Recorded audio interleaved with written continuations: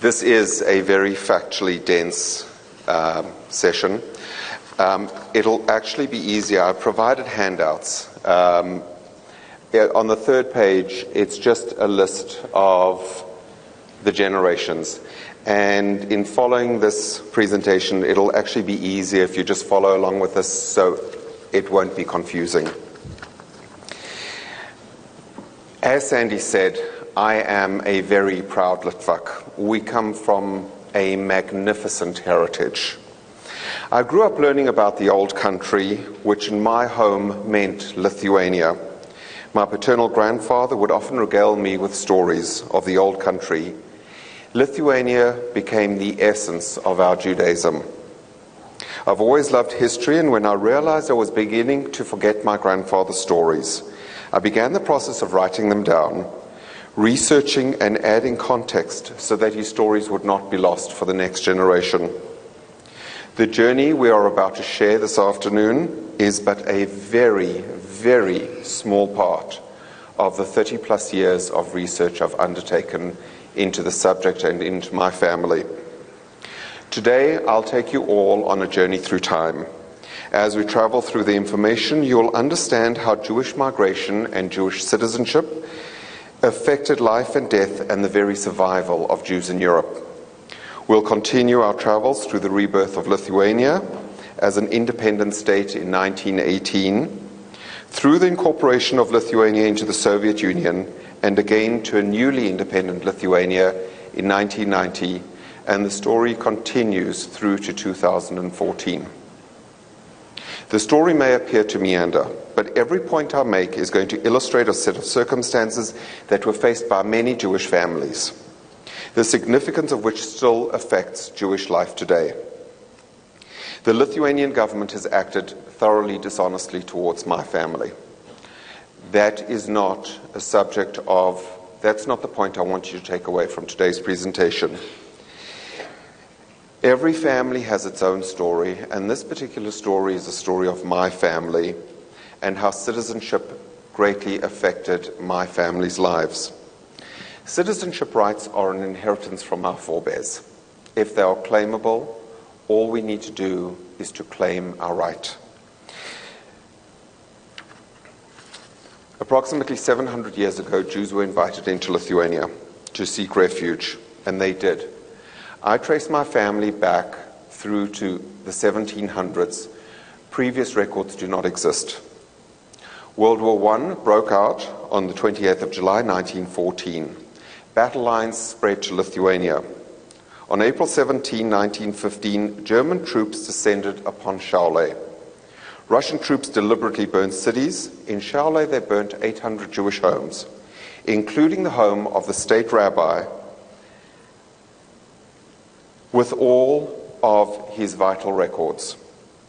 My family records were in that archive that was burnt and destroyed on April 17, 1915. The destruction of those archives was recorded by government authorities, and it was a known fact that those archives were destroyed. Given that the Yiddish language was so close to German, Russians viewed Jews as a potential threat, and Jews being a convenient minority target, as always. Russians blamed the Jews for their losses and so deported vast number of Jews into the Russian hinterlands in mass deportations. On May the 4th, 1915, the Jewish family Gochen in a small village called Papile in the Šiauliai district in northern Lithuania were one of the thousands of Jewish families that were deported. The now dispossessed Jews were forbidden from living in the countryside, and farming was not allowed. After the 1917 Russian Revolution, trading in grain was disallowed for all people, and therefore Jews and others starved in massive numbers. Given that these Jewish deportees were not native to the lands of their deportation, without family networks to support them on the ground, Jews suffered and died disproportionately. On the screen in front of you is a photograph taken in 1913 of my family. I'd like to identify them. The names are on this photograph. My grandfather was Sam. His mother was Chaya. His father was Avram Yisrael. His younger brother Jack, Edel, Esther, Tsipa, and Dora. There was one other sister by the name of Frida Leah. I don't know why she wasn't in this photograph, and I have very little information about her. You can see the location of the shtetl Papile on the map of Lithuania. In the latter part of April and early May of 1915, expulsion of the Jews was ordered on an enormous scale, extending over the area of the provinces of Grodno, Kovno, and Courland. In order that the expelled residents of Kovno would never be able to return to their homes, the administration ordered all Jews to be struck from the registration books as no longer residing within the zone of the Kovno province, i.e., should they survive, they would never be allowed to return to their previous homes. Jews were deported with sometimes a few hours' notice. Other times they had a day or a day and a half. They were unable to take food provisions, sanitary provisions, or baby care items. They were transported in cattle cars, packed like sardines. This was a precursor to the Shoah. The ones that were packed into the railway cars were the lucky ones, because the other ones were forced to be deported on foot. The expulsions and splitting of families, starvation, loss of family members produced numerous cases of mental derangement among the exiles, which threatened to become epidemic. Put yourself in that position. Think of yourself being removed from your home, your family under threat, starvation.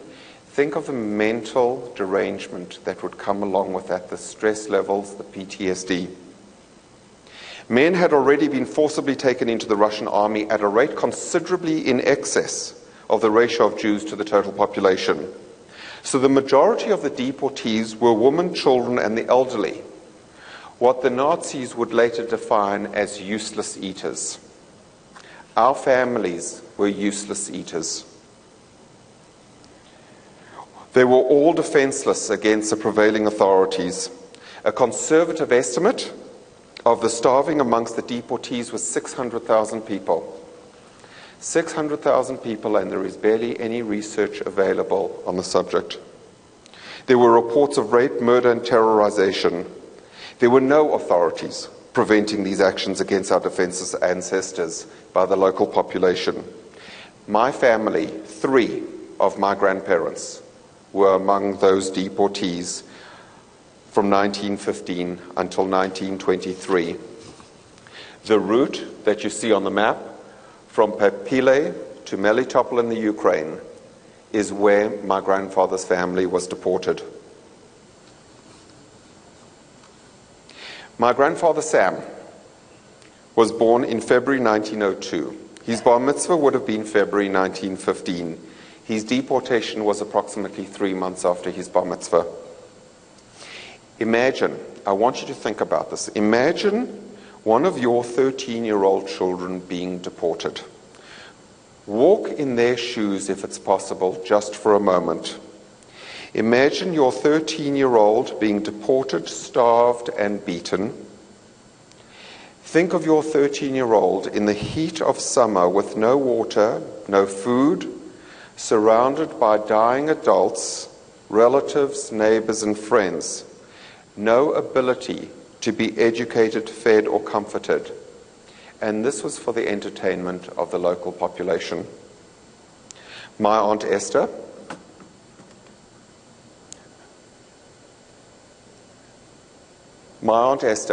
the baby in that photograph, was 6 years old when she was deported for the crime of being a Jew. Whilst under deportation, at the tender age of 15 years old, Sam was abducted and taken into the Russian army in Byelorussia in 1917. I have a 15-year-old nephew that lives in South Africa. I think of him being abducted, taken from my sister, put into a foreign military that hates him for being a Jew. A gun placed in his hands and him instructed to kill. An innocent, sweet, 15-year-old child. And my nephew is streetwise from living in a big city. Imagine a shtetl boy from the middle of nowhere being forced into a military and being told to kill. Jews were expendable. We've always been expendable. It was common for warring European sides to put Jewish children in their front lines against a competing army with Jewish children in their front lines. So it was Jewish children killing other Jewish children for wars that were never theirs, in wars in which they had no stake. Because if you were a Jewish child that could absorb one enemy bullet, you were a good target for abduction into a military. My grandfather lived that experience. Many of your grandparents probably lived that experience as well. Put yourself in that position, put your children in that position, and try and think of what life must have been like. On February 16, 1918, Lithuania was declared an independent state, and slowly Jews began to return from their deportation. On July 12, 1920, the Soviet-Lithuanian peace treaty was signed between Lithuania and Soviet Russia. On December 26, 1921, my great-great-grandfather Fiver, father of Avram, grandfather of Sam, submitted an application to the Lithuanian authorities to allow his son and his son's family to return to Lithuania from their deportation in the Ukraine. As already described to you, the Papile vital records had been destroyed in the war. So Fiver had to prove to the Lithuanian authorities that his progeny were his progeny and that they were Lithuanian citizens. Citizenship legislation in the newly independent Lithuanian state, in power since January the 9th, 1990, was generous. The law stated one set of regulations, but we all know that the implementation of any law is subject to bureaucrats. And here we had Lithuanian bureaucrats having to deal with the return of Jews to Lithuania. Put yourself in that mindset. Hannah Arendt had some words about bureaucrats. Bear that in mind as we move through the data. Fiver, father of Avram, applied for his children's return from Ukraine. Fiver said that the family of Avram Gachen consisted of him, Avram, his wife Chaya, sons Shmuel, Edel, Yankel, and daughters Esther and Leah. They had been deported in 1915. They were gone for 6 years already. Fiver didn't know about any births, marriages, or deaths in the family, so he didn't know the construction of the family at that point in time. So the listing of the children that Fiver made was not comprehensive. This is a photograph of the file cover of the documents in the Lithuanian archives. All of the documents I'm about to show you are from the Lithuanian archives. In order for Avram and Chaya and the children to be allowed to return, proof of citizenship was required. But we know already that the proof of citizenship had been destroyed because the archives had been deliberately destroyed and the destruction recorded. So the reformed Papile Jewish community issued a formal statement, this statement that you see in front of you, in lieu of birth certificates. The statement was issued on December 20th, 1921, and was submitted with Fiver's application. It states, the Gachen families from Papile lived there before the First World War. Avram Gachen was born in Papile on November 13th, 1866, and goes through the list. The list includes my grandfather Sam, and it says that he was born in Papile on December 26, 1902. He was born on February 15, 1902. I'll address the discrepancy momentarily. The dates of birth were offered from Fiver's memory because the people in question didn't keep those kind of records. They would say, Shmuel was born after Shavuot in the year that Sarah married Chaim. And that's how they kept their records. The council of Papile wrote to the head of the district confirming that there was no reason why the Gochen family should not be allowed to return to Papile. The council issued the following written statements. They were all born in Papile and lived there until May the 4th, 1915, which was the deportation date of the Jews of the Shaolei district.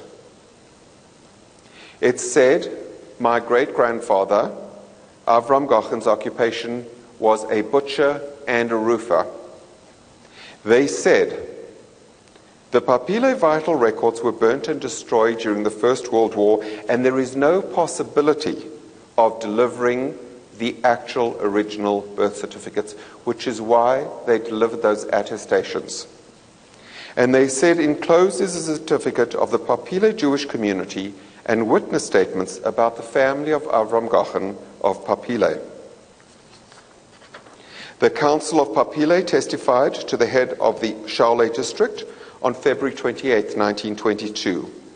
They said that they found no reasons why the Gochen family could not return to Lithuania.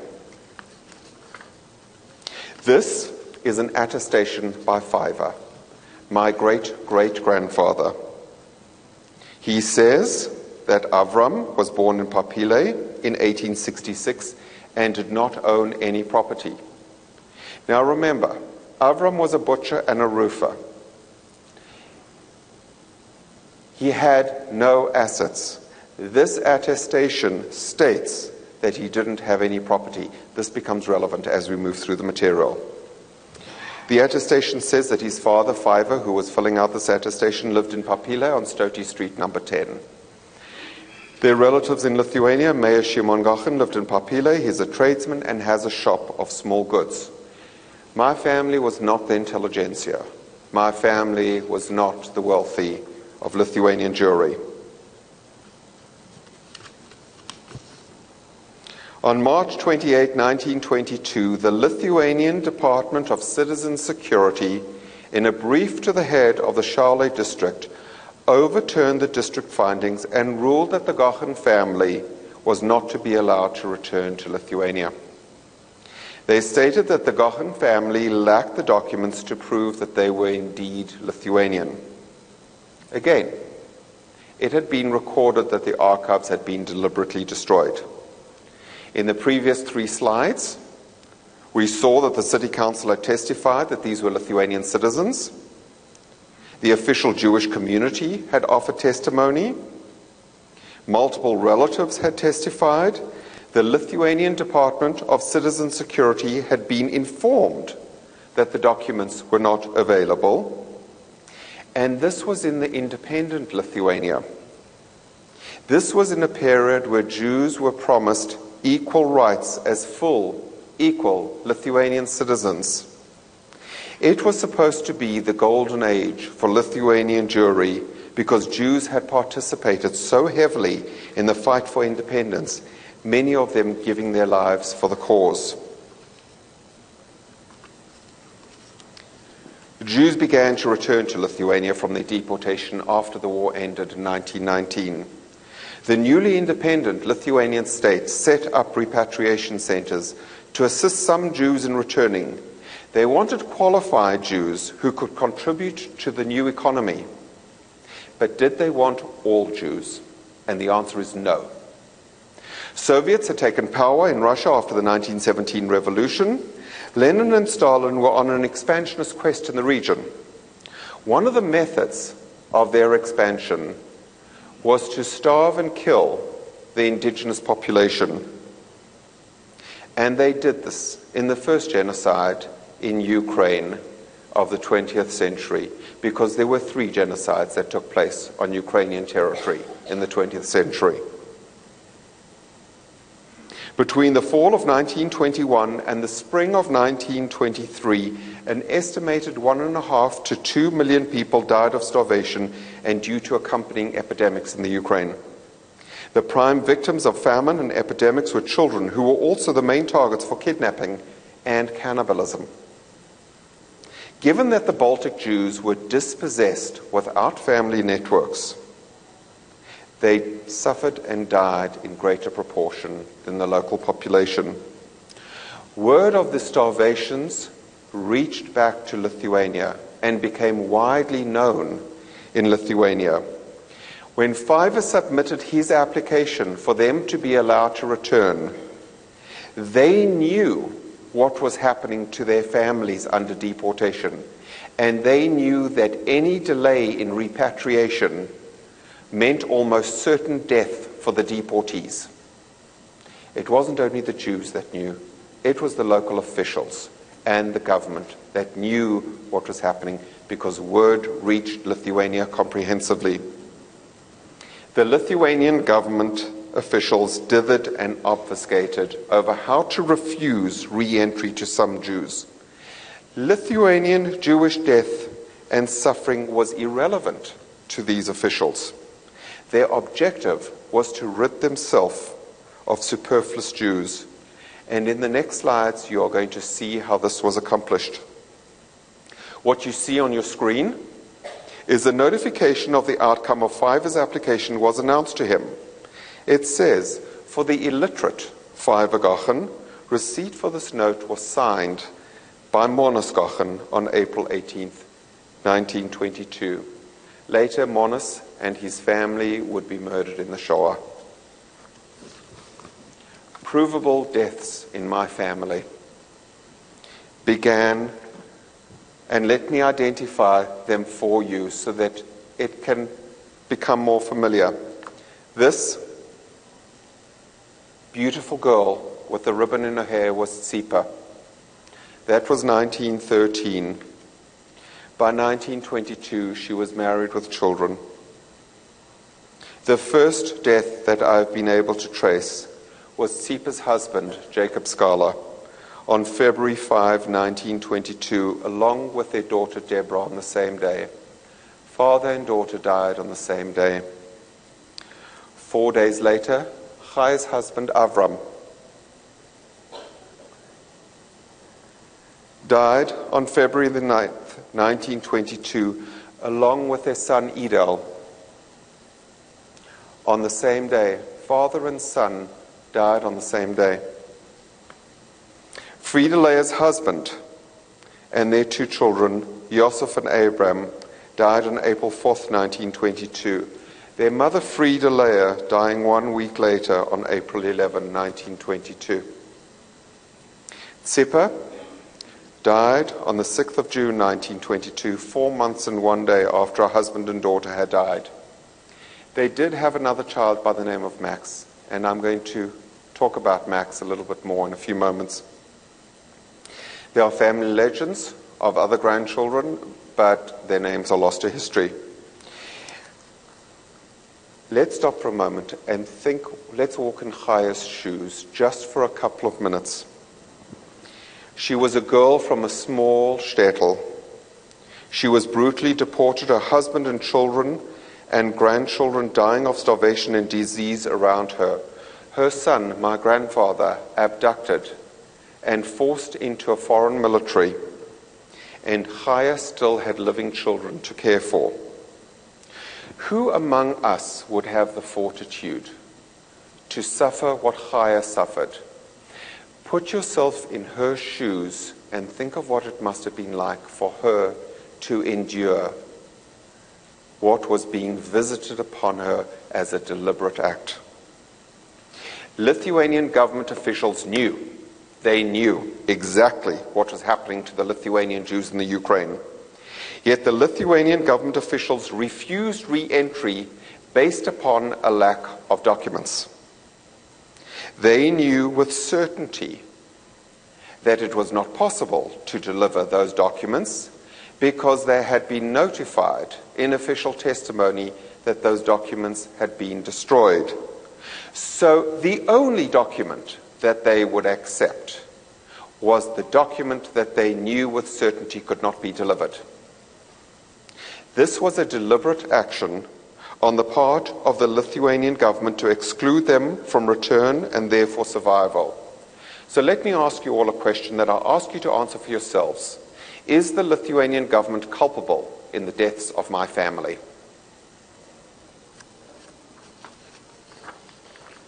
Chaya, my great-grandmother, was determined to return to Lithuania after a 7-year forced exile. As we recall, her daughter Tzippa, husband Jacob, and daughter Deborah were all dead. At the age of 48, surrounded by death and despair, Chaya now had responsibility for her grandson Max, who was now 1.5 years old. We know when you're 48 years old, you don't quite have the energy for a 1.5-year-old little boy. Imagine this 48-year-old woman that must have been starving and sick, that had gone through so much abuse and suffering, that now had to look after a sick 1.5-year-old. Chaya began her trek back to Lithuania via the repatriation center in Kharkov. Along the way, Max fell ill and was hospitalized for 2 months. Chaya declined to leave him because she knew that without her care, Max would certainly die. So Chaya kept her family waiting for 2 months, and then, ignoring the denial of re-entry, she returned to Lithuania on her own. Oh, wrong slide in front of me. Oh, I'm sorry. This slide over here is from the Ukrainian archives, which shows the death of Avram Yisrael.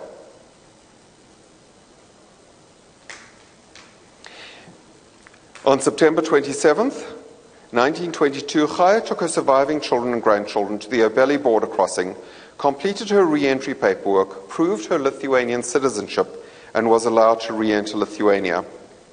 Here we see questionnaire number 4503 of September 27, 1922, answered by Chaya Gachan.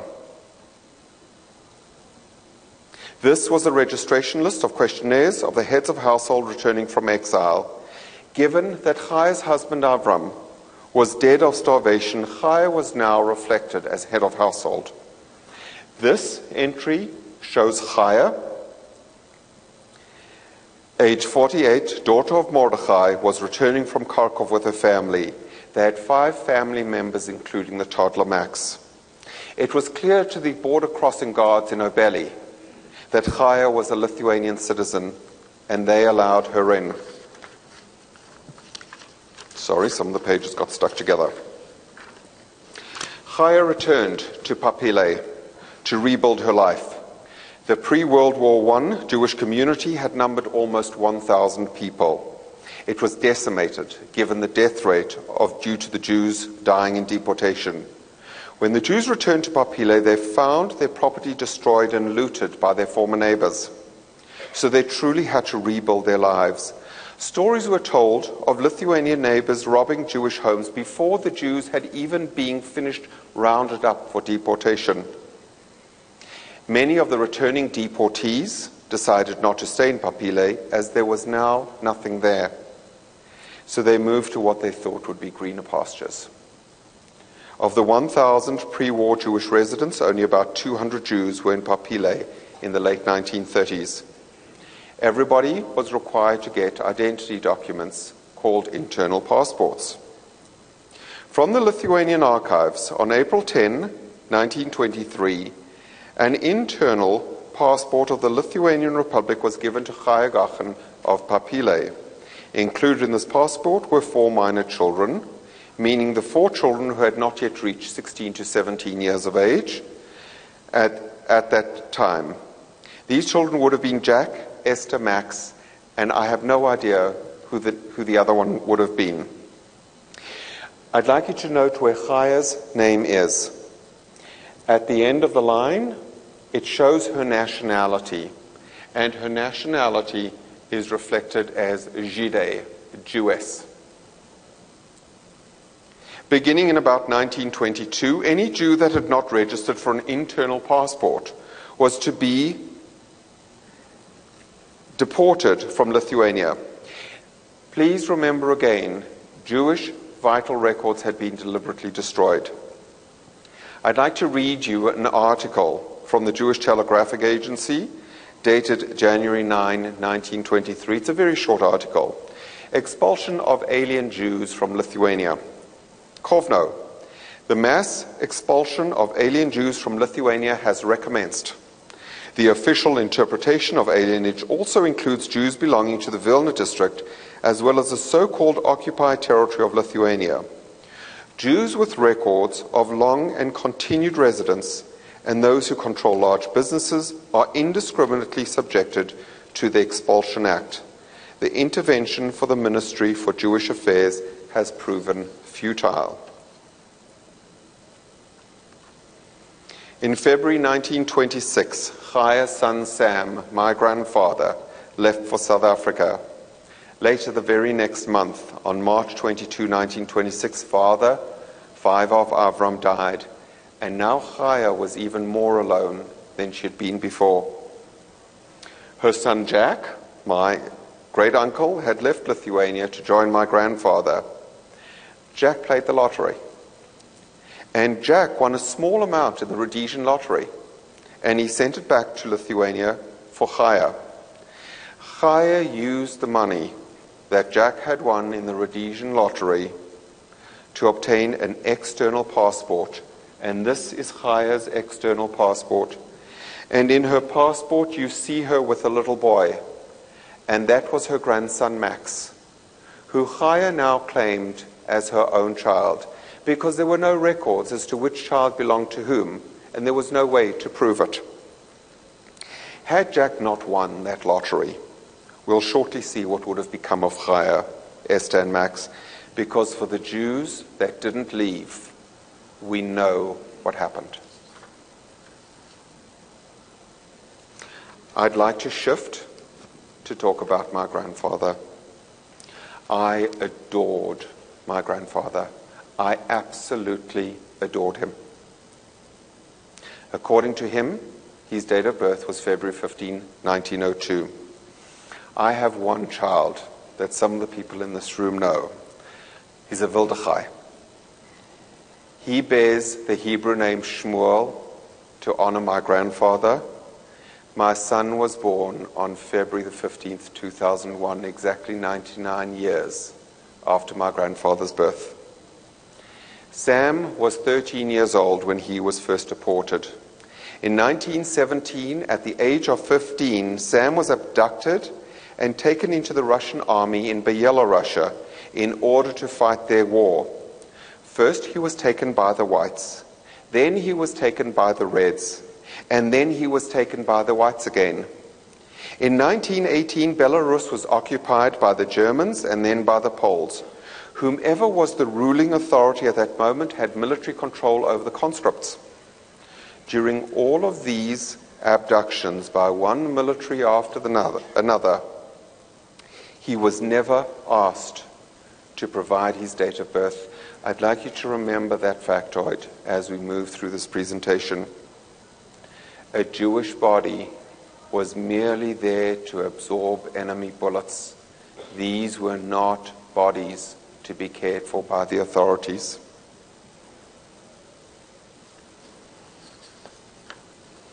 In 1924, the Army of the Independent Lithuania was operational. It started to operate after the Independent Republic of Lithuania was created. Published rules stated that men of age 20 were to be mobilized for military service. In the first years, the system didn't work very well, and men that were conscripted were approximately that age. Just as Sam had been a target for the 3 previous militaries by which he was abducted, so too was he a target for the Lithuanian army, and for the 4th time in his young life, he was taken by a military regime that cared nothing for his well-being.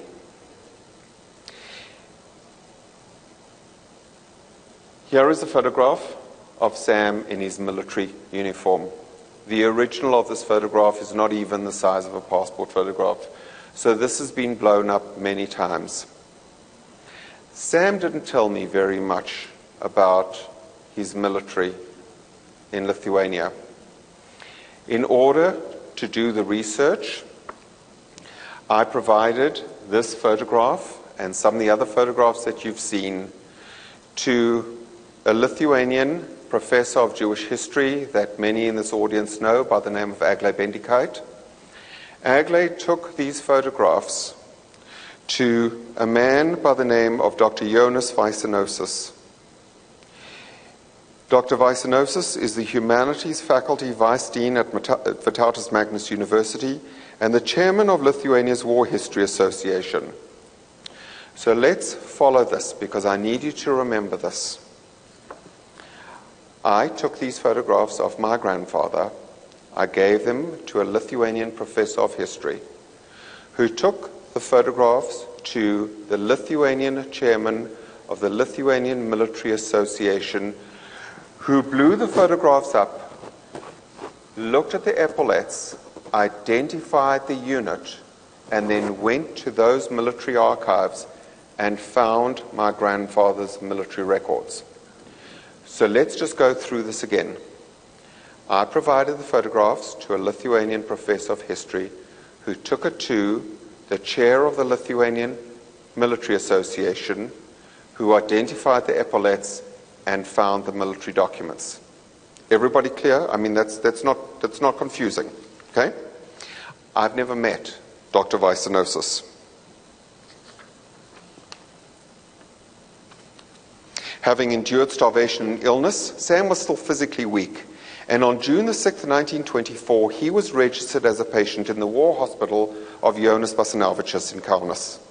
In the case record from the hospital, Lithuanian military doctors recommended that he be released from service due to his physical condition. Remember, he'd been abducted, starved, beaten. He'd been abducted and taken as a child soldier into 3 different militaries. And now he was in the 4th military, and he was sick. Big surprise. Military medical recommendations were not binding on military leaders. And so the military leadership declined the recommendation to put him into the reserves. And they forced him to serve his entire 18 months that they required. After all, why would anybody give a damn about the life of a Jew? Sam was freed from service at the end of 1925. And here we see some of my grandfather's military records, medical records. The records read the patient was of medium height. I mean, he was always so tall, but they called him, I mean, Lithuanians are so tall, they thought he was medium height. Medium height and medium constitution. He had an ache on the left side of the top of his breast. He was spitting blood. Here are more military records. It's actually really interesting to see his daily temperature readings when he was in hospital. My grandfather was an extraordinary man. He was just an extraordinary, wonderful, outstanding human being. And he told me that he learned to play a musical instrument when he was in the military hospital. Here are 2 photographs of my grandfather. He's identified with yellow circles, of him in the Jonas Basanavičius Hospital in Kaunas. The military was segregated. Jews did not speak much Lithuanian. They spoke primarily Yiddish. And of course, ethnic Lithuanians spoke no Yiddish. Sam was then required, when he exited the military, to apply for an internal passport. He went with his younger sister, Esther. Now, you'll remember Esther, the baby, in that photograph. And they went together to apply for the internal passport. And you can see on this record Samuel Gochen, and beneath him, Esther Gochen. My grandfather's nationality was Jidas, Jew. My aunt's nationality was Jide, Jewess. The line above, you can see that person's nationality was Lithuanian, because despite 700 years in Lithuania, a Jew was a Jew and a Lithuanian was a Lithuanian, and never the twain shall meet. Sam must have lost his first internal passport, because here is another record of him applying for another internal passport on January 15th, 1926. According to the rules, Sam had to turn his internal passport in before leaving the country. And so Sam left Lithuania in February 1926, traveling via London, and connected onto the ship Gaika on February 25th, 1926. He was 24 years old. He had survived deportation, starvation, and 4 different militaries. He reached Cape Town and then arrived into Port Elizabeth on March 25th, 1926. He had traveled 1 month in 3rd class. Sam's mother, Chaya, and sister Esther left Lithuania for South Africa in 1930, taking along Chaya's grandson, Max. Sam told me that South Africa was the Golden Medina, a land where Jews could live in peace. Sam was naturalized as a South African citizen on July 28, 1931.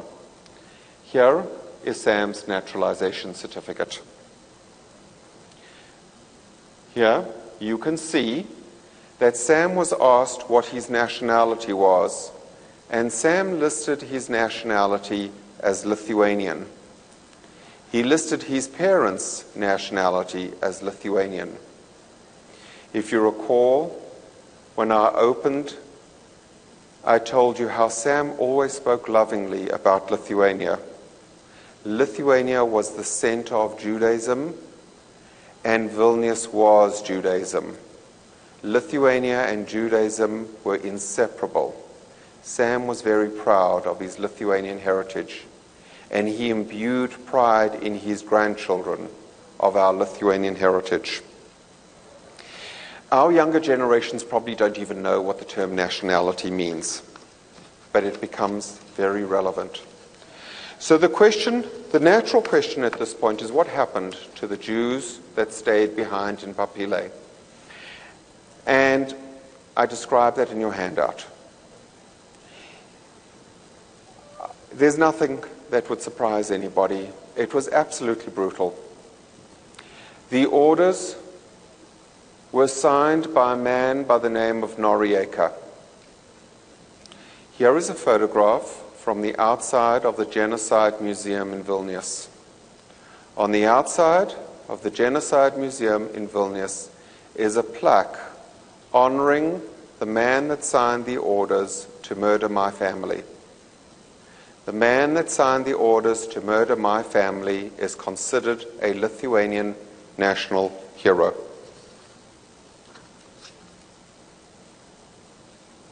We're talking about citizenship in Lithuania over a 100-year period. So, let's continue. Let's transition to Lithuanian citizenship law during the Second World War. Russians invaded in 1940 and left in 1941. For about 6 weeks, Lithuania was ruled by an interim provisional government. The founder of the Lithuanian Activist Front was named Colonel Skirpa, and the interim prime minister of the provisional government was named Brazaitis. An excerpt from the platform of the Lithuanian Activist Front and the provisional government of Lithuania reads, "Lithuanian brothers and sisters, the final hour of reckoning with the Jews has arrived. Lithuania must be liberated not only from the enslavement of the Asiatic Bolsheviks, but also from the prolonged yoke of Jewry. In the name of the entire Lithuanian nation, the Lithuanian Activist Front most ceremoniously declares: 1. The ancient right of sanctuary extended to Jews by Vytautas the Great is cancelled completely and finally. 2. Every Jew of Lithuania, without exception, is officially warned to quit the land of Lithuania immediately and without delay. 3. Jews are eliminated from Lithuania completely and forever."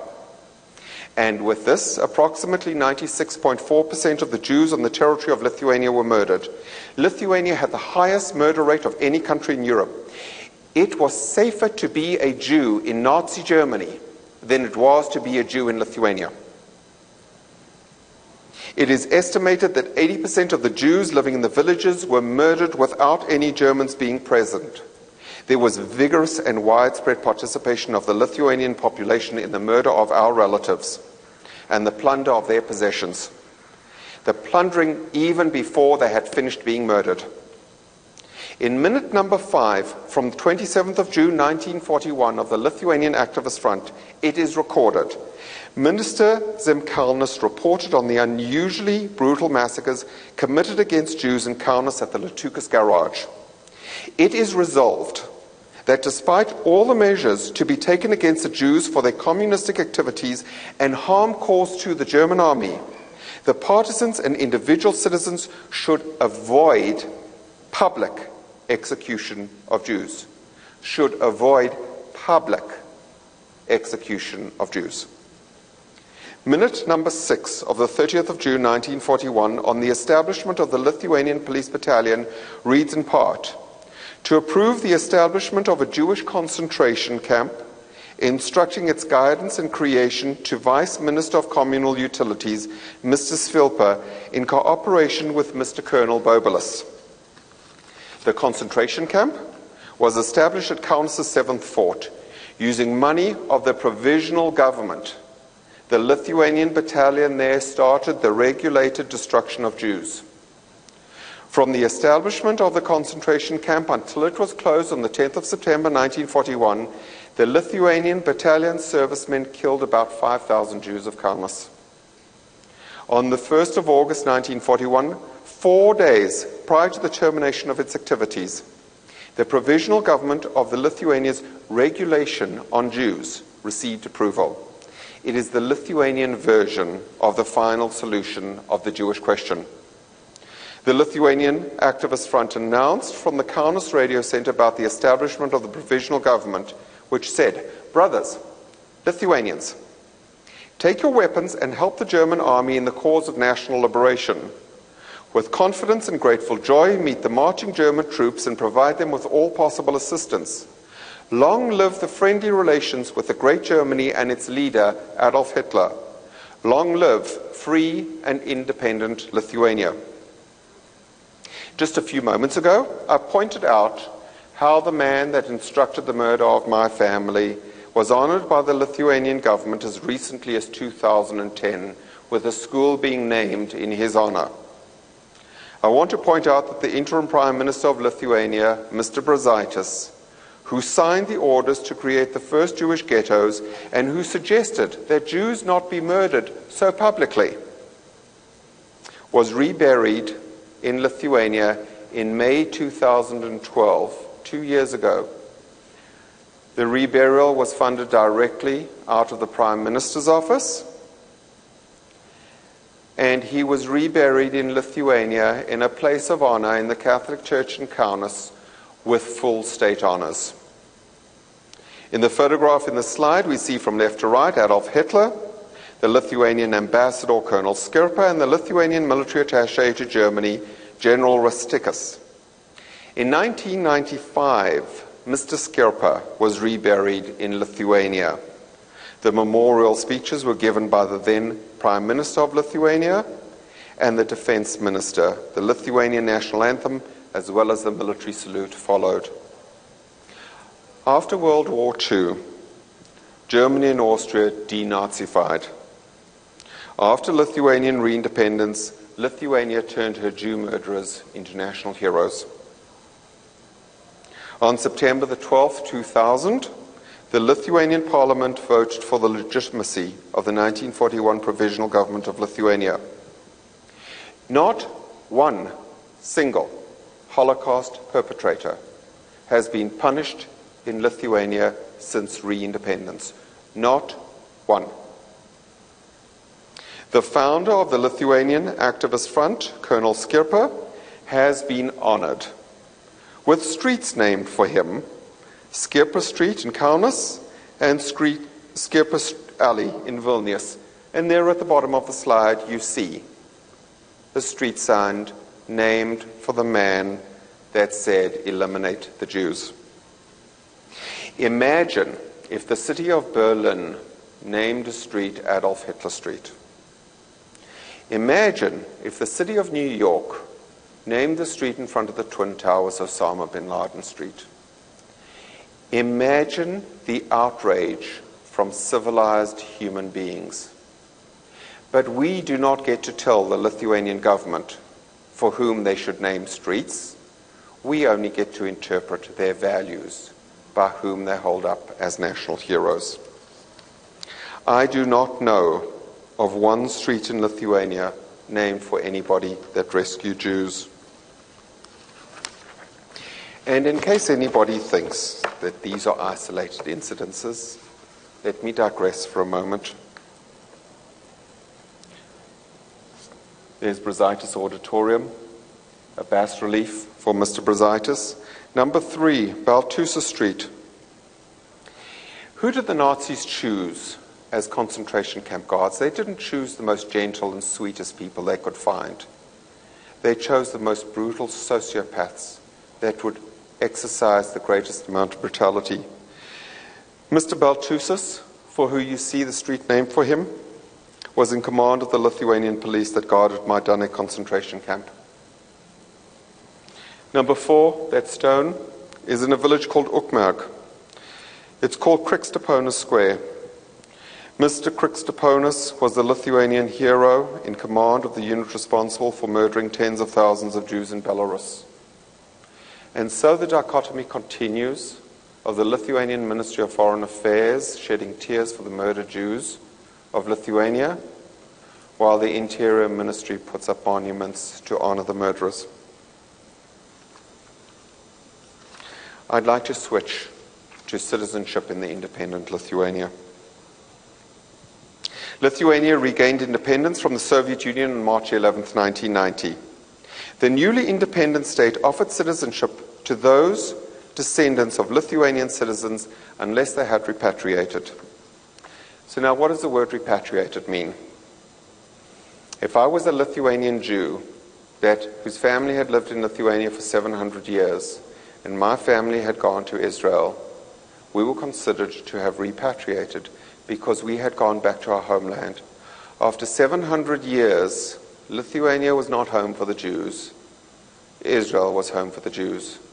After 700 years, Poland was not home for the Poles. Lithuania was not home for the Poles. Poland was home for the Poles. And so if somebody had repatriated and gone back to the land of their heritage, they were no longer eligible for Lithuanian citizenship. Lithuania instituted law on restitution. They said, in order to claim back any stolen property, you had to be a citizen of Lithuania. The problem was, how did you get citizenship of Lithuania? Now, we've gone through citizenship in the independent Lithuania, the first independence. We've gone through citizenship at the time of the Second World War.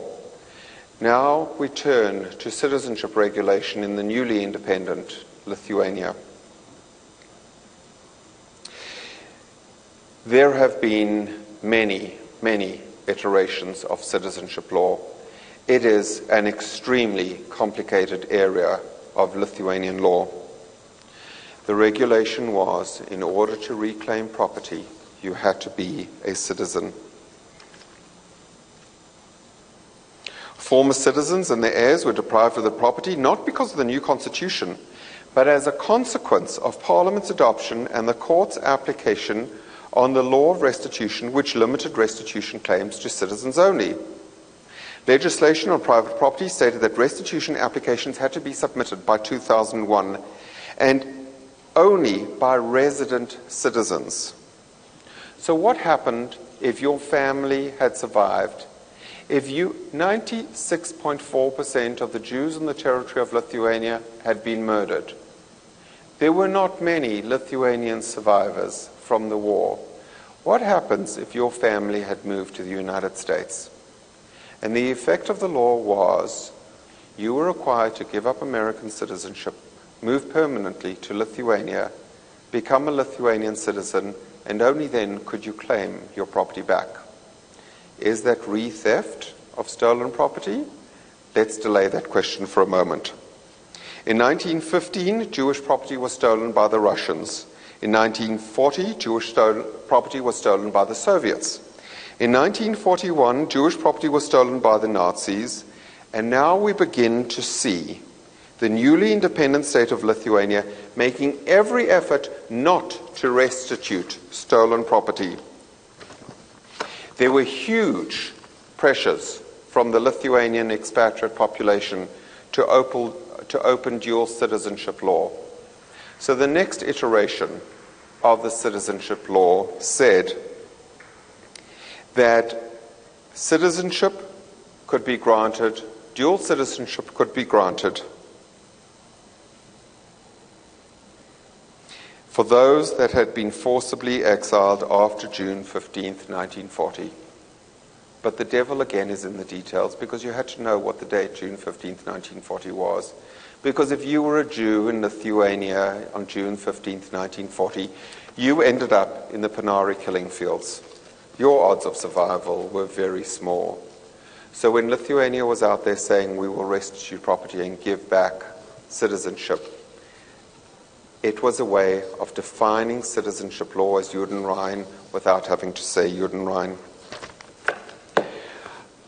I'd like to break the presentation at this point and start talking about myself, which talking about oneself is usually a favorite thing. And so now we turn to my story. Here is a photograph of my son at the age of 11. The Papile Jewish cemetery had been destroyed. There were only 4 stones remaining, and there must have been hundreds of my relatives that were buried in that cemetery. There wasn't a single stone for any member of my family, and so I put up one gravestone just with a name, just with a Magen David, for all of the members of my family that must be buried in that cemetery. I've been to Lithuania many times. I've restored many cemeteries in Lithuania. As part of preparing my son for his bar mitzvah, which was this year, I took him to Lithuania. He's holding a book that I made for him on our family history. And he said Kaddish over the gravestone for all of my relatives in the Papile cemetery. My grandfather, Sam, was only 2 years older than my son is in this picture when Sam was deported. Think about it. My genealogy. On the handout, when you look, it says it says Fiver, Avram, Sam, my grandfather. My father's name is Harold, and my name is Grant. So the genealogy is pretty straightforward. Let's just go from Sam. Sam, Harold, Grant. So here you see, on the left, my father's birth certificate. It says that his name is Harold. His father's name is Sam from Lithuania. In the next birth certificate is my birth certificate. It says that I'm Grant, son of Harold. So, just before I go further, is anybody confused that the documents are pretty explicit that my grandfather was Sam, who had Harold, who had me? Does anybody find anything confusing about this? Nobody? Okay, so let's move on.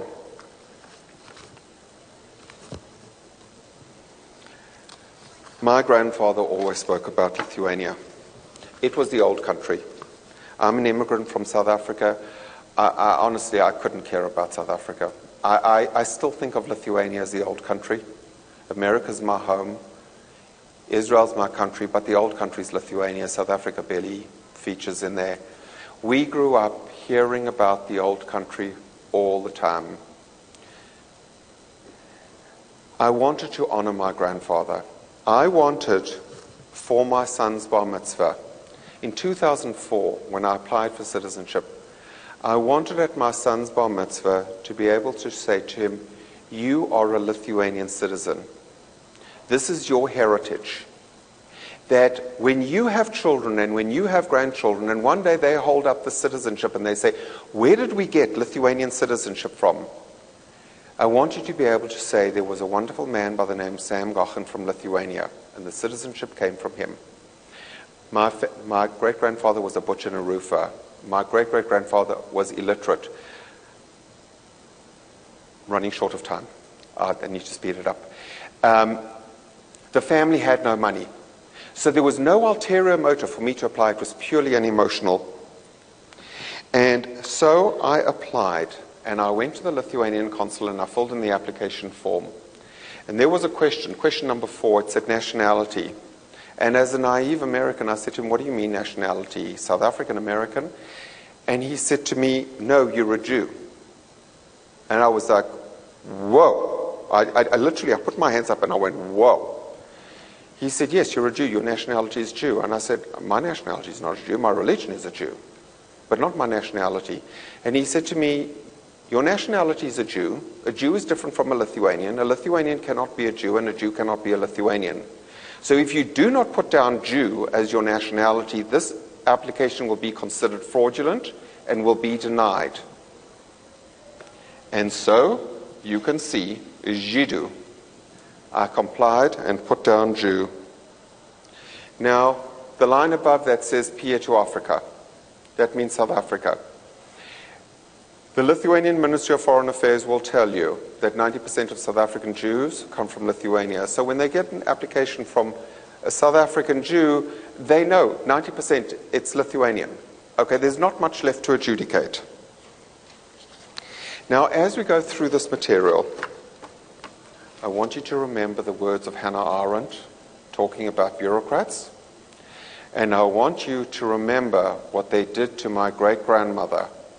That when all of the documents were so comprehensive and there was so much testimony and there was so much evidence, that they denied they wanted to kill her based on the lack of a birth certificate that they knew had been destroyed. And so I applied for Lithuanian citizenship. And they were required to respond every 6 months, and every 6 months they did. And it was clearly delaying tactics. And then 2 years later, there was a Supreme Court case in Lithuania that said dual citizenship was no longer allowed. Initially, there was confusion. Does it apply to applications already in process, or does it just apply to future applications? And eventually, there was clarity to the law, and they were now free to respond. And they denied my citizenship application, saying that I had not proven that I was related to Sam Gochan. I recognized that there were remarkable parallels between the government of Lithuania in 1922 and the government of Lithuania in 2007. And I was frankly outraged. They jacked me around for 3 years, and I was outraged. And I stood there and said, I'm not playing. And I was determined to sue. The problem was, there was a 30-day period of appeal, and they provided me my denial on the 30th day. So they effectively removed my right to appeal. And I wanted an independent, impartial, intelligent judge in Lithuania to look at this and to be as outraged as I was, and so I sued them. I have filed 5 lawsuits in my entire life. All 5 have been against the Lithuanian government. My first lawsuit was in the Vilnius City 2nd District Court.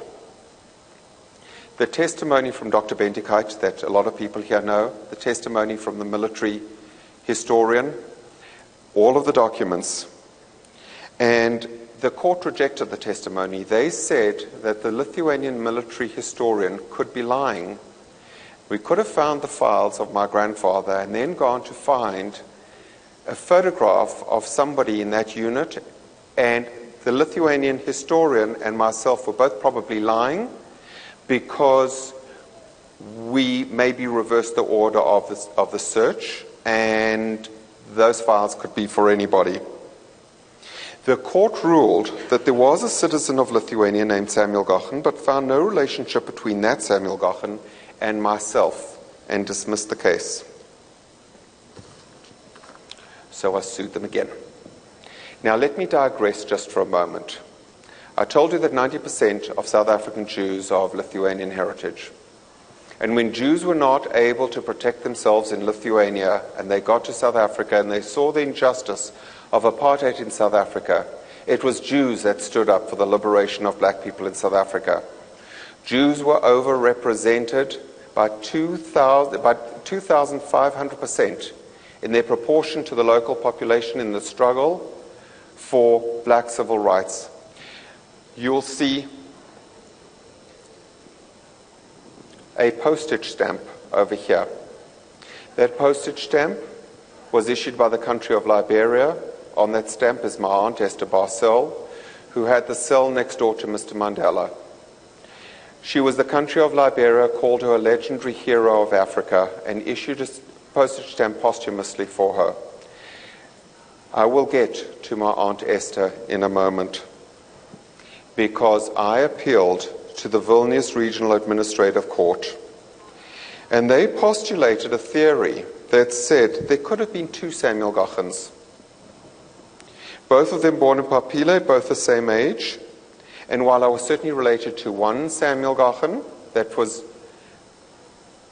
I couldn't prove if I was related to a Samuel Gachen that was in the records or a hypothetical Samuel Gachen.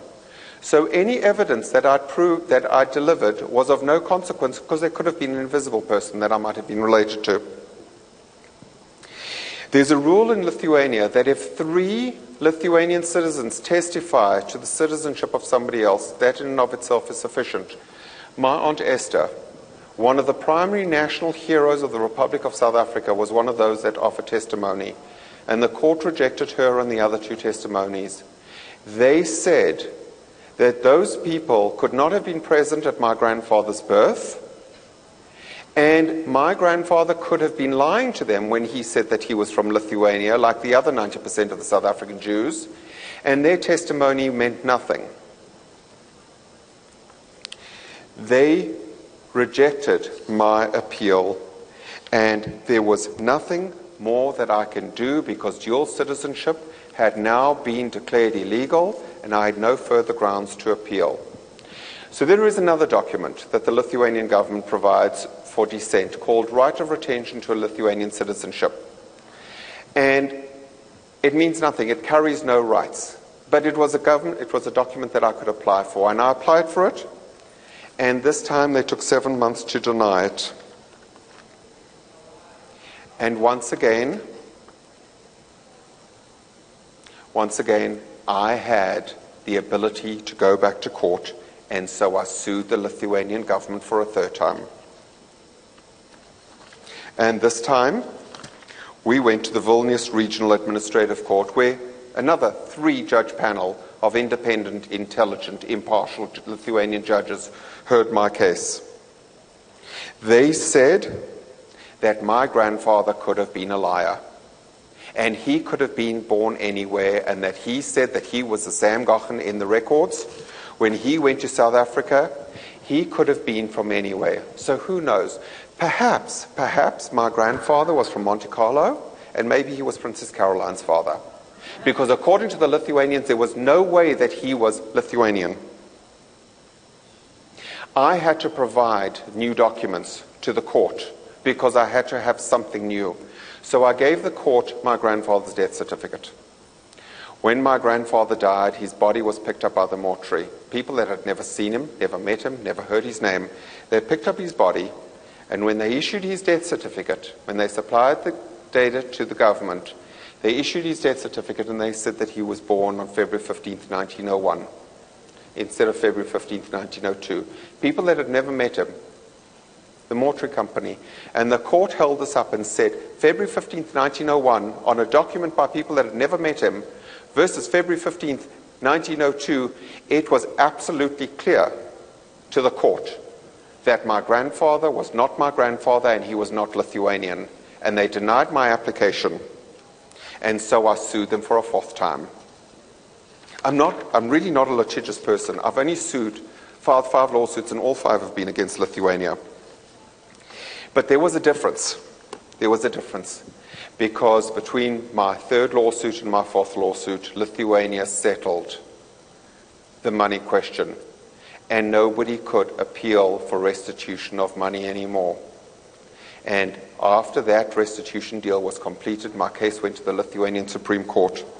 And the Lithuanian Supreme Court issued their ruling on July 21st, 2011, and found that it was inconceivable that the lower courts could find that my grandfather was not my grandfather. They ruled the lower courts had not adjudicated the facts and not provided reasons for rejecting the documentary proof in the case. They said the lower courts and the Migration Department rulings were unjust and wrongly motivated, and declared that my grandfather was my grandfather and a Lithuanian citizen. This didn't give me citizenship. All it gave me was a letter of descent. But by this point, I'd filed 4 lawsuits in order to receive the dignity that my grandfather deserved. The only difference between the Supreme Court case and the earlier cases was that restitution had been settled. And then I sued the government for a 5th time to try and get back some of my legal fees, and I won. So all I'd won at this point in time was a declaration by the Lithuanian government that my grandfather was my grandfather, a Jew and a Lithuanian citizen, and they issued the Certificate of the Right of Retention. And that was in 2011. And in 2011, dual citizenship was again not available. It became available, and then I applied again. And this time, I received a letter from the Lithuanian government. One of the requests in the letter was to prove that I was not an Israeli citizen. That's not something in their law. They didn't ask if I was a Cuban citizen, or a Guatemalan citizen, or a Zimbabwean citizen. They demanded me to prove that I was not an Israeli citizen. That indicates one and only one item, that the word Jew was written on the file. I've listed on the handout details of my blog. You can read how I took the gloves off and didn't hold any punches when I went after the Lithuanian government in public and humiliated the Lithuanian government. And the end result of that humiliation is I won.